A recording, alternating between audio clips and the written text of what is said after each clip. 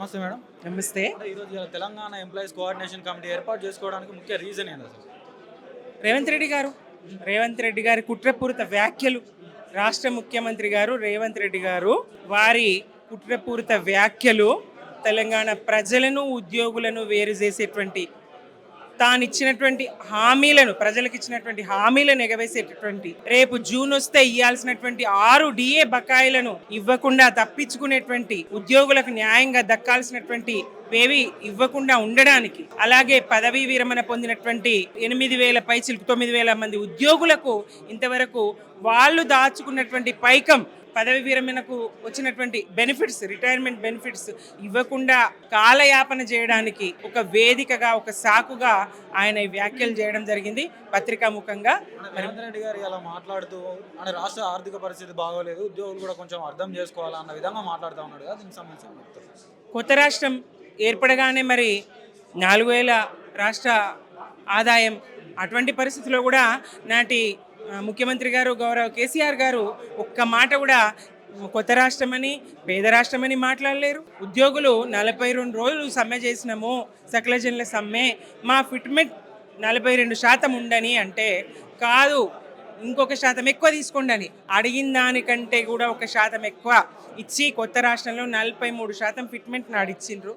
అలాగే మళ్ళీ 30% ఇచ్చి 73% ఫిట్మెంట్ ఇచ్చినటువంటి ఏకైక రాష్ట్రం భారతదేశంలోనే. తెలంగాణ ఉద్యోగులు అత్యధిక వేతనాలు తీసుకోవాలి, యూజీసీ స్కేళ్ళు తీసుకోవాలి. ఇది సంపన్నమైనటువంటి రాష్ట్రం, మనది ధనిక రాష్ట్రం. మన ఉద్యోగులు గౌరవంగా బతకాలి. బతకలేక బడిపంతులను, బతకలేక ఉద్యోగులను మాట ఉండకూడదు. వాళ్ళు పని చేస్తున్నారు, పనికి తగినటువంటి వేతనం ఇవ్వాలని చెప్పేసి గౌరవంగా ఉద్యోగులను చూసుకున్నటువంటి నాటి ప్రభుత్వం ఎక్కడ, నాటి సీఎం కేసీఆర్ గారు ఎక్కడ, ఉద్యమ దళపతి. ఎందుకంటే మా ఉద్యోగుల శక్తి సామర్థ్యాలు ఆయనకు తెలుసు. ఉద్యోగులను ముందు పెట్టుకొని ఆయన సిద్దిపేటలో ఉద్యోగ గర్జన చేశారు. ఆ వేదిక మీద నుంచే తన నిరాహార దీక్ష ప్రకటన చేశారు. ఆ వేదికనే తెలంగాణ రాష్ట్ర సాధనకు ఒక కీలకమైనటువంటి మైలురాయిగా నిలిచింది సిద్దిపేట ఉద్యోగ గర్జన వేదిక.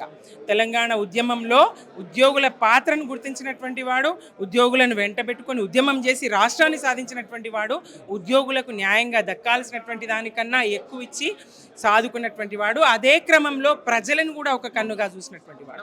సీఎం గారు మాట్లాడుతున్నాను, ఘోషణ కూడా ఇలా ₹1 కూడా ఉంటుంది అని చెప్పేసి మాట్లాడుతూ ఉన్న పరిస్థితి చూస్తూ ఉన్నాం. మరి దీనికి ఏం సంబంధం? అదే చెప్తున్నా కదా, 4,000 కోట్లు ఉన్నప్పుడే అట్లా అనలేదు, ఇచ్చిండ్రు కేసీఆర్ గారు. మళ్ళీ ఇవాళ 18,000 కోట్లు ఉన్నాయి, అవి చాలే అన్నట్టు నువ్వో 10,000 కోట్లు అప్పు తెస్తున్నావు. మరి ఈ 28,000 కోట్ల చిల్లర నువ్వేం చేస్తున్నావు? ప్రతి నెల ప్రజలకు లెక్క చెప్పగలవా? 18,000 కోట్లే వస్తున్నాయని చెప్పినావు. ఆ 18,000 కోట్ల లెక్కలతో పాటు నువ్వు తెచ్చిన 10,000 కోట్లు, నెలకు 10,000 కోట్ల అప్పు తెస్తున్నావు కదా. ఇప్పటికే 1,80,000 కోట్ల అప్పు తెచ్చినావు కదా. శ్వేతపత్రం విడుదల చేయగలవా? పోనీ ఉద్యోగులకు లెక్క చెప్పగలవా? మీడియాకు లెక్క చెప్పగలవా? ఏం చేస్తున్నావు? ఏం చేయగలిగినావు? ఒక్క నిర్మాణం జరిగిందా?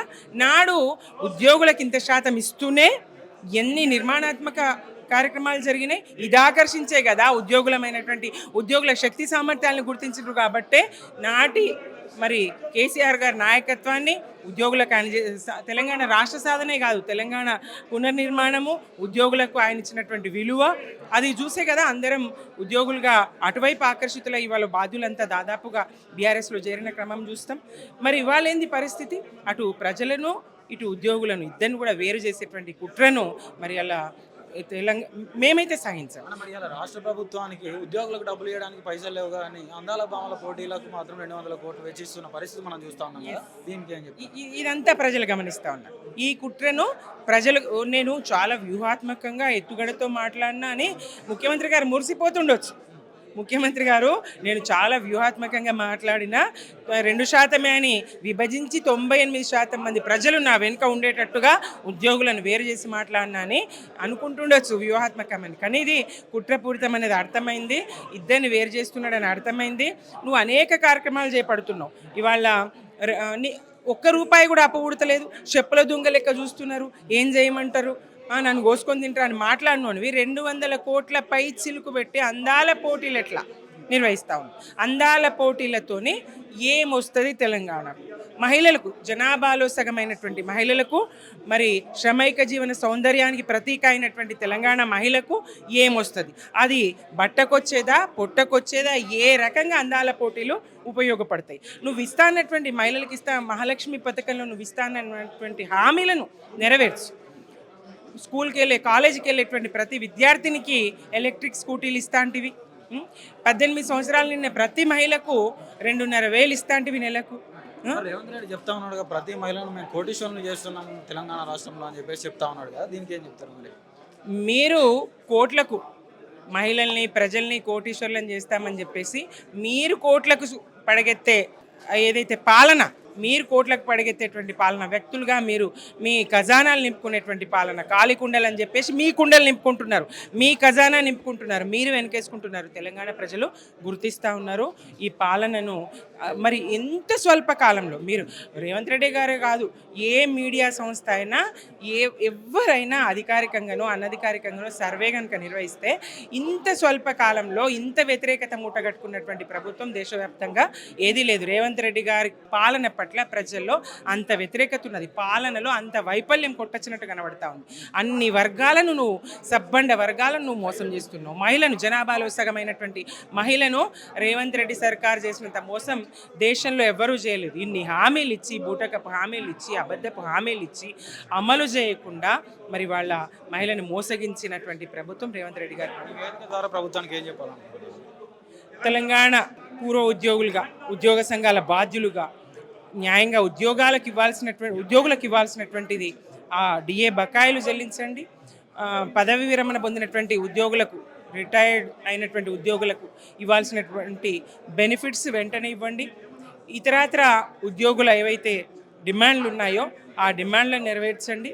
మరి అటు ప్రజలకు కూడా, ప్రజలు ఉద్యోగులు వేరు కాదు, రెండు కళ్ళలాగా చూసుకొని మీ సొంత లాభం కొంత మానుకొని తెలంగాణ సమాజానికి ఏమన్నా చేయండి, తెలంగాణ రాష్ట్రానికి ఏమన్నా చేయండి. రాష్ట్రం పరువు తీయకండి.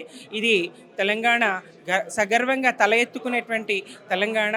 మరి దేశంలోనే నంబర్ 1 స్థాయికి వెళ్ళినటువంటి అన్ని రంగాల్లో కూడా వెళ్ళినటువంటి తలసరి ఆదాయంతో సహా అన్ని రంగాల్లో కూడా తెలంగాణ నంబర్ 1 స్థాయికి తీసుకువెళ్ళినటువంటి రాష్ట్రాన్ని వాళ్ళ అవమానపరిచే విధంగా మాట్లాడొద్దని డిమాండ్ చేస్తాం.